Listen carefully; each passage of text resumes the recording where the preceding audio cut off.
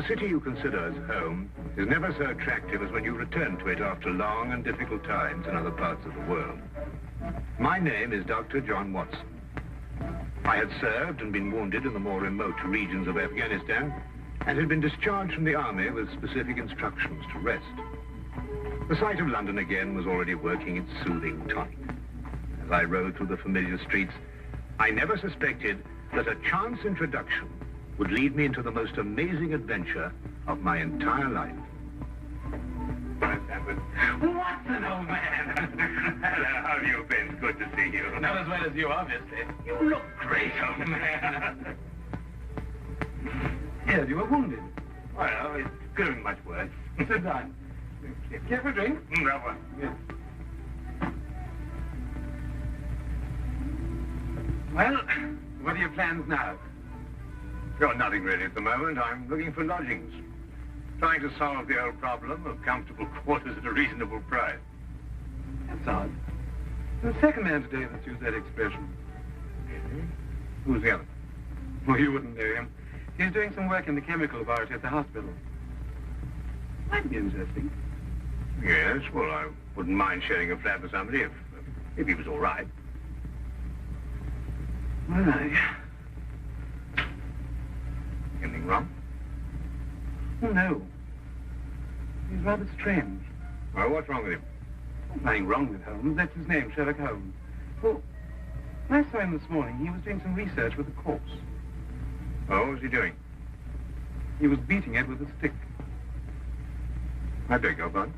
Did you ring, sir? 2 shillings, please. Very good, sir. What did you say this Sherlock Holmes fellow was doing? He was beating a corpse with a stick. Oh? What in heaven's name do you want to do that for? He wanted to find out if it was possible to inflict a bruise on a body after death. Why? You know? Did you ask him? That's another strange thing about this Holmes. Somehow, one never thinks to question him. No.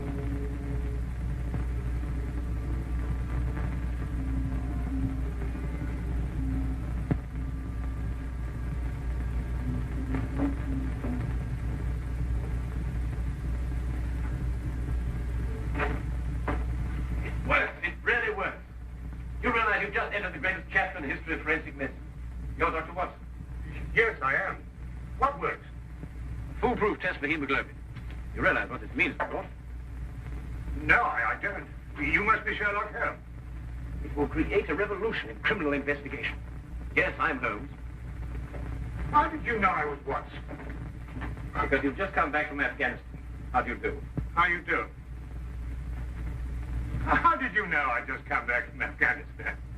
Well, it's written all over you.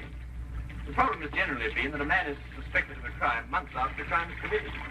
Then when they find bloodstains on objects of clothing, they can't be sure if it's blood, mud, or rust stains. But this solves the whole thing, of course. Oh, of course.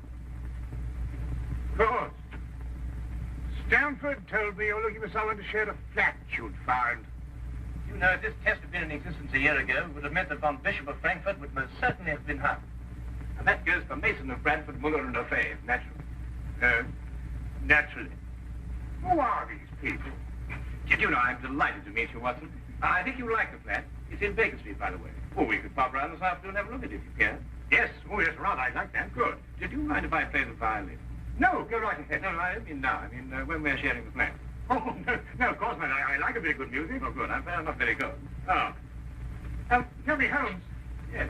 How did you know I just got back from Afghanistan? Well, it's obvious. Now, that's what you said before. It's a bit obvious. You're a doctor, that much we know. But with the air of a military man, therefore an army doctor. You've acquired a sunburn. I know it's not your natural color because your wrists are white. Your eyes tell me that you've recently been ill. I'd say some sort of tropical fever. You use your left arm stiffly as though you've sustained a wound.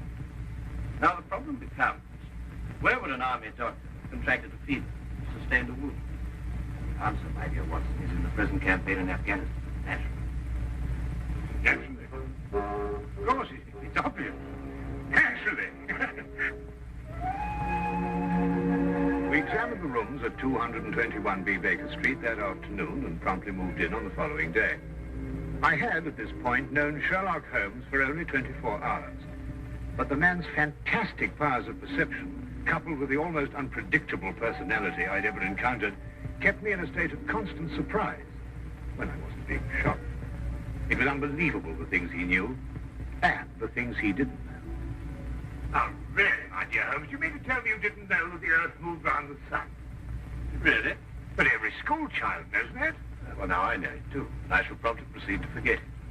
But why? Yes, why?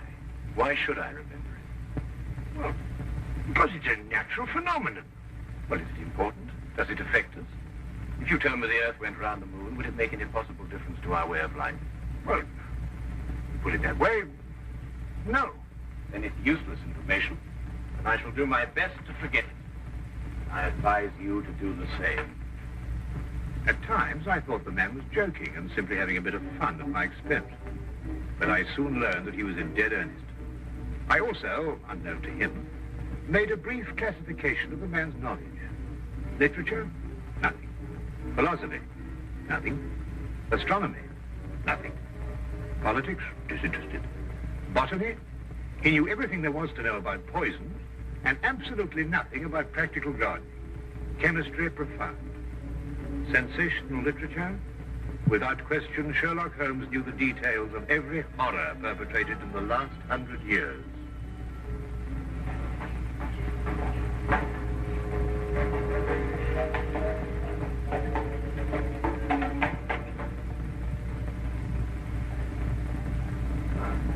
I believe we have a visitor. Really? Who's coming here? I believe so.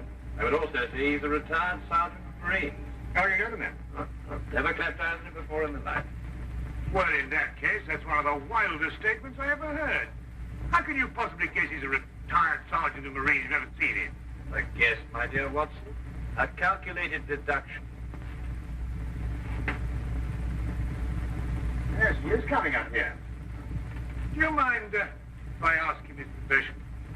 Oh, by all means. Now, where did I put my violin case? Oh, it's over here.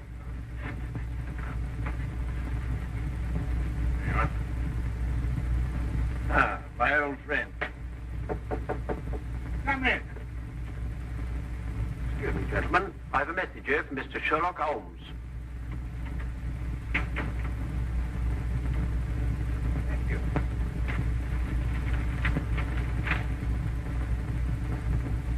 Excuse me. Sir?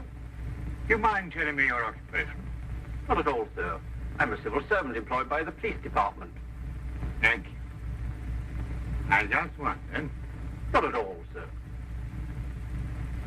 How long have you been with the police department? Just a year, sir. Before that, I was a sergeant in the Marines. Good day, gentlemen. How did you know? An interesting letter, Watson. A very interesting letter. Perhaps you'd like to come with me. Where? To catch a murderer, of course. Of course.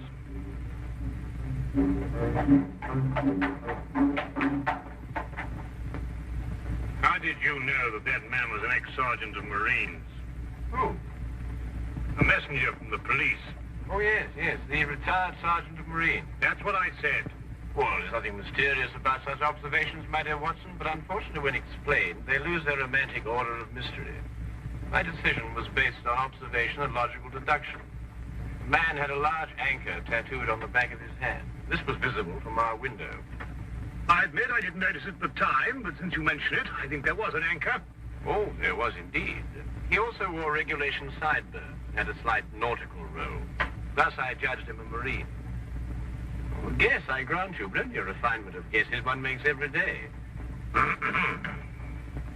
Don't be so disgruntled, Watson. Test your own powers of observation. We are entering the perfect situation. No? What are we entering? A house that holds a murdered man.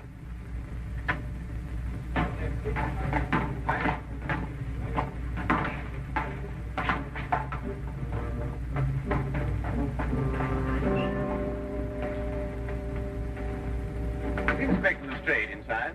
Yes, sir. May I have your name, please? Yes, Sherlock Holmes, of This is Dr. Watson. Oh, that's quite all right, sir. Inspector Lestrade gave instructions to admit you. Oh, good. Oh, by the way, has the body been removed? No, sir, but the medical examiner's just gone. Oh, thank you. Let's hope they haven't moved things about too much. The police forces of the world seem to have an organized science of messing things about. Oh, I wouldn't say that, Holmes. Now then, move along there, everybody. Move along. There's nothing to see today. I don't know. I swear I don't know. I tried to help him. Don't you believe me? I had to do what I could. It was instinctive. Instinctive for a woman like you to commit murder. That's not true. You know it's not true. I know you hate me, but you can't believe I'd do a thing like this. Yes, I can, and I do. She's a murderess. You know it as well as I. She murdered your brother. It's a lie. Yes, it's a lie. Frank, our story's a lie. The relationship you had with my son was a lie. My son's been murdered. This girl's a murderess. Why she did it, what her motive was, I don't know. They were engaged without my blessing. I can only be grateful that she gains nothing by her crime. Your duty now is to convict her. Just a moment, please.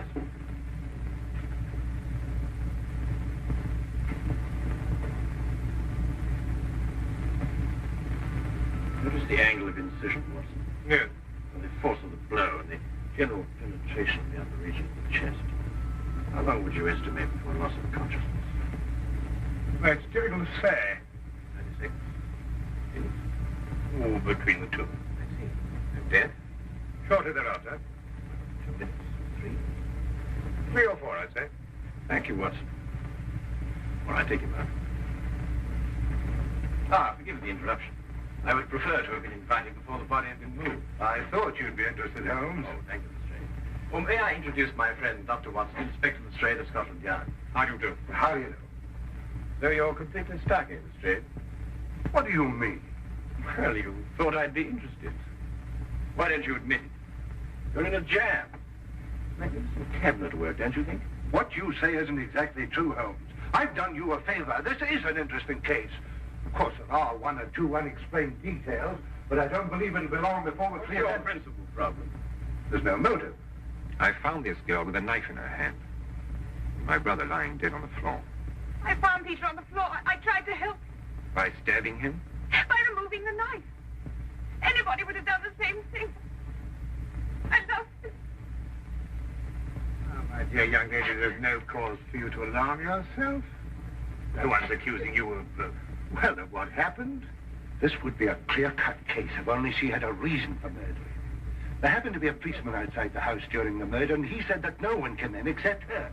Well, what about the others? Who benefits by her death? Well, no one. The estate was left in such a way that if he died before he married, everything went to charity.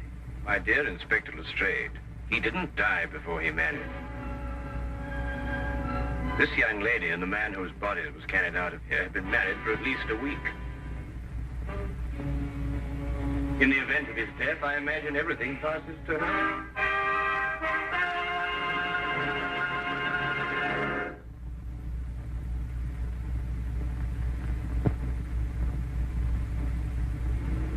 And now we return to the case of the Cunningham Heritage. How did you know they were married? Weren't you?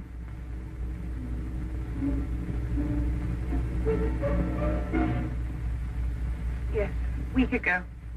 Then you do benefit by my brother's death. You're his heir. I don't know if I am or not. I only know I didn't kill him. I swear I didn't. Where were you married? We went down to Brighton last weekend. Well, why didn't Peter say anything about it? I don't know. He asked me not to say anything. Of course I didn't. I'm afraid, young lady, I'll have to ask you to accompany me to headquarters. Sam.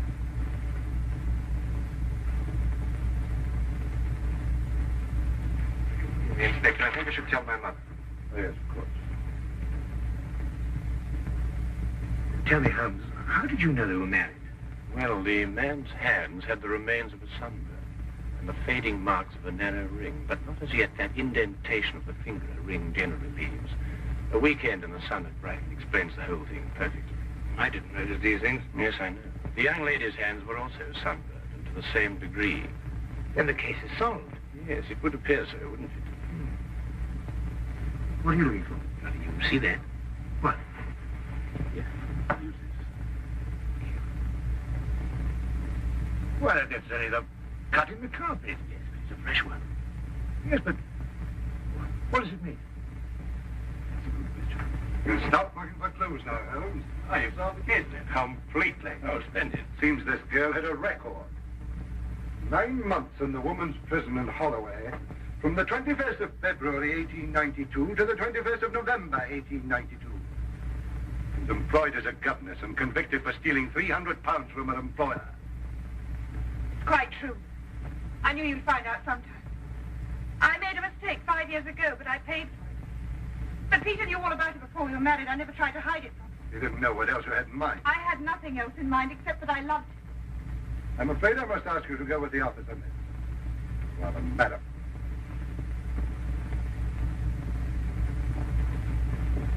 Well, that's how I like my cases. Fast and simple. Oh, indeed. You must tell me some more about it. Well, there's nothing to tell, really. Her story was that Peter asked her to call here at 10 sharp. She arrived, found the door open for her, came in here and found him writhing on the floor with a knife in his chest. She screamed, pulled it out. Just then, Brother Ralph walked in. Peter died without saying another word. So she stabbed him for the inheritance and was caught in the act. Simple. Well, holding off the law. Couldn't be simpler, could it, Watson? I still think it's a tragedy. Yes, but my job, Dr. Watson, we run up against it all the time. Yeah? No, thank you. Well, I suppose you've had some amazing adventures. Yes, but one learns to have a real philosophy of life and get a good perspective. Yes, I suppose. But just the same, I think it's a pity. Just another case of a clever girl being too clever. The clever girl who intended to murder her husband certainly chose the most stupid possible way to commit the crime. What was that? Well, what's this? Checkbook. Oh, amazing deduction, Lestrade. Look. So Peter Cunningham drew a check for £1,000.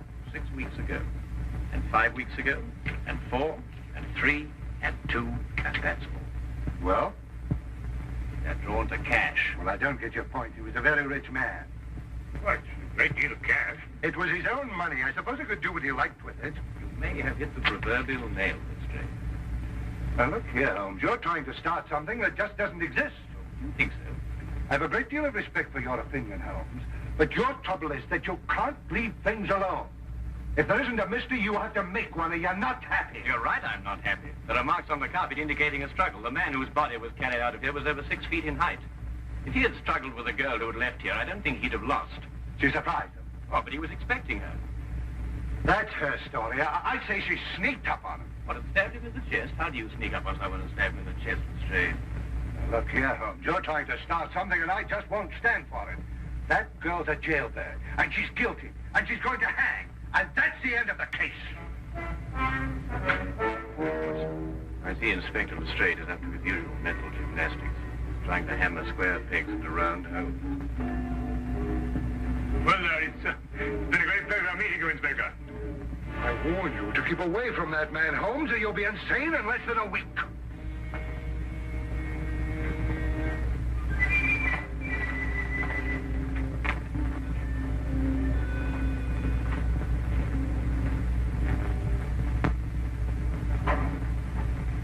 What time is it?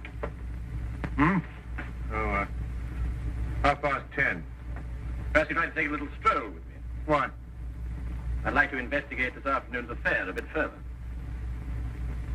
Oh, yes. I'd like that. I thought you'd forgotten about it. Not at all. I've been thinking about it all evening. Shall we go? Then we must exchange our thoughts en route. Where are we going? To the Cunningham house. I didn't know you made an appointment there. I didn't. Oh, well, who do you expect to see? No one, I hope. I'm terribly sorry, Holmes, and I'm afraid I don't understand what you mean when you say you want to go to the Cunningham house and you just... You can't do that. What? Well, you can't break into the house. Why not? It's against the law, that's why not. Why, if we're caught... That's it. What is? If we're caught. Well, that makes no difference. Makes no difference at all. The thing is, if we're caught, it's against the law.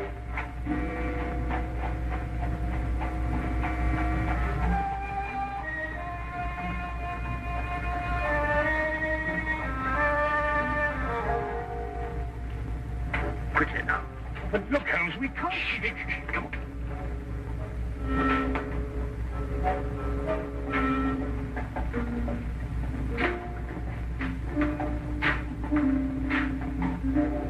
Good evening, Inspector. Good evening, Sergeant. Everything all right? Yes, sir?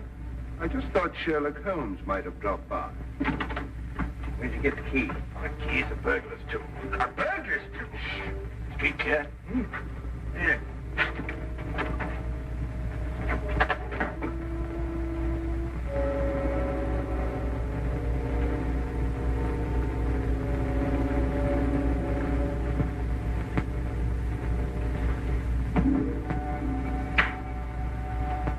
How do you know he's out? Because I had a spy watching the house. Go through that cabinet.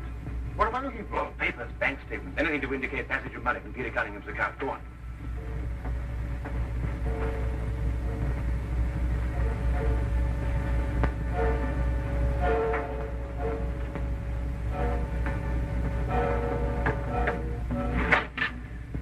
It's absolutely ridiculous. Looking for something and you don't know what in order to catch somebody and you don't know who. Quite ridiculous. Nothing over my side. Keep looking. Who do you think's got it? Whatever it is we're looking for. Why did Peter Cunningham try to hide the fact of his marriage? A week or a month put the main indifference as far as his mother was concerned. She would never have consented to his new bride anyway.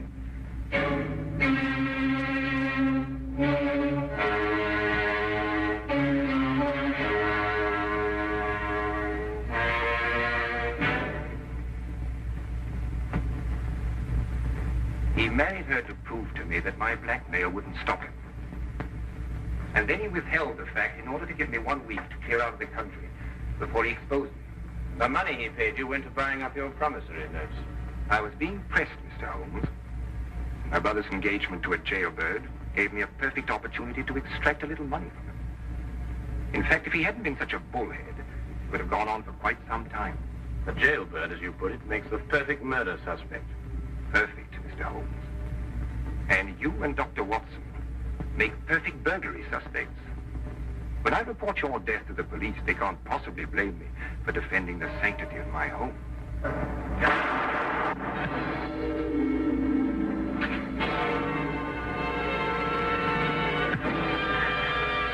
Well done, Watson. Oh, I could have done a bit better. It was my bad shoulder. Quite all right, Watson. Think no more about it. So that's our murderer. Yes, the only possible one, of course. Only a man could have struck that blow. Peter died, as you say, within 3 or 4 minutes. And there was a body outside the whole drum. Yes. Crystal clear. No, it's obvious. Well, what do we do now?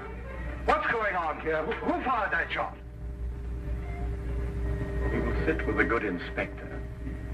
And with the aid of our evidence, a bit of logic, and a few simple diagrams, we will endeavor to convince him that night follows day and that 1 and 1 inevitably makes 2.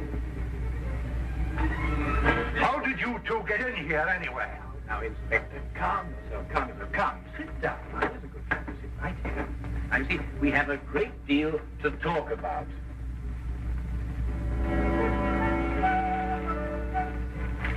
Also present with Inspector Lestrade was Dr. John Watson and a personal friend of the inspector's, Mr. Sherlock Holmes. Ridiculous. It's fantastic. This isn't the way it happened at all. This will revolutionize investigation, Watson. This whole account is a lie. Fingerprints, Watson. That's the coming thing. No nonsense. What are you going to do about this? A bit more research. Here, give me your fingers on the sheet of paper. Holmes. Are you going to sit there with these disgusting little smudges and let them get away with this? Beg your pardon? Well, I won't. They're going to hear from me. Brilliant Inspector Lestrade, indeed. Why, it took you 3 hours to convince that bonehead. I don't know. Never in mind tonight if I heard. I said he was innocent.